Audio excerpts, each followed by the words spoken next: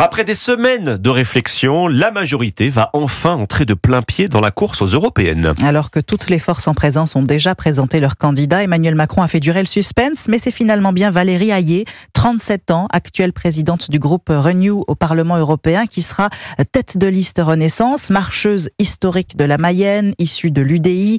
Sa désignation doit être entérinée ce soir lors d'un bureau exécutif du parti à 18h30. Arthur Delaborde, pourquoi le chef de l'État mise-t-il sur une inconnue du grand public ? Valérie Hayé a l'avantage de bien connaître la complexe machine européenne. Cette spécialiste des questions budgétaires est devenue il y a un mois la deuxième femme à diriger la famille centriste et libérale du Parlement européen après Simone Veil.